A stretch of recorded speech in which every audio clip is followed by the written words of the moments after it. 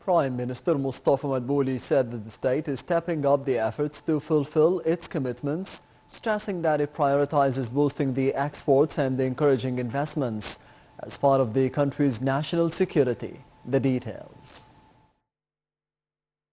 After touring a number of industrial projects in the 10th of Ramadan and New Abur cities on Saturday, Prime Minister Dr. Mustafa Madbouli said the Egyptian economy is doing well amid the global crisis and is capable of fulfilling its financial obligations.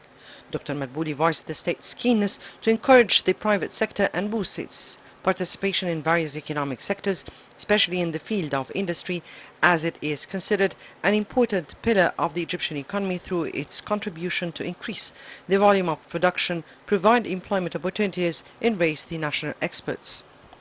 He added that the tour also comes within the directives of President Abdel Fattah al-Sisi, stressing the importance of boosting agriculture, industry and exports and supporting production sectors despite global economic conditions, asserting that there is a continuous coordination between Cabinet and the Central Bank of Egypt.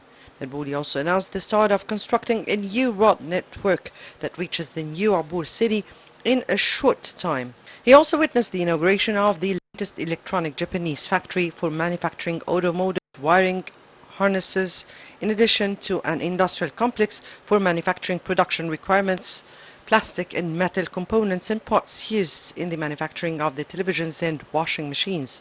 The complex provides more than 10,000 job opportunities as the Premier voiced Egypt's full support to back foreign investments, giving directives to all concerned bodies to facilitate all obstacles that face investors with the aim of expanding during the coming period in the Egyptian markets and attract more investment to this promising sector. The Prime Minister was accompanied by Minister of Housing Asim Al-Ghazzar and CEO of the General Authority for Investment and Free Zones Hossam Heiba, as well as a number of senior officials.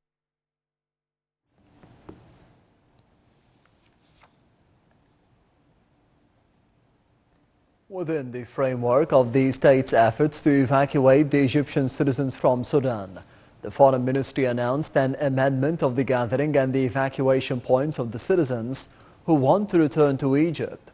The Foreign Ministry pointed that these points will be at the General Consulate of the Arab Republic of Egypt in Port Sudan for the maritime evacuation, while the land evacuation will be through Qastal and Arqeen crossings. Meanwhile, the Foreign Ministry asserted that the crisis chamber at the ministry is continuing to receive calls and reports of citizens from the Egyptian community in Sudan 24 hours, 7 days a week. The number of the Egyptians returning from Sudan have reached 6,399 citizens up till now through the air bridges and the land crossings. Foreign Minister Samah Shukri received a phone call from the acting South Sudanese Foreign Minister Deng Dao to hold consultations over the current Sudanese crisis.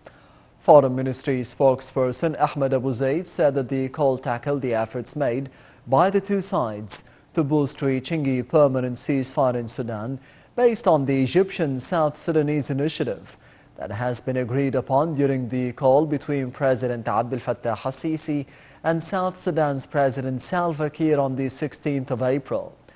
During the phone call, Shukri stressed that the interest of the Sudanese people will still be a top priority and an aim of the efforts of the two states.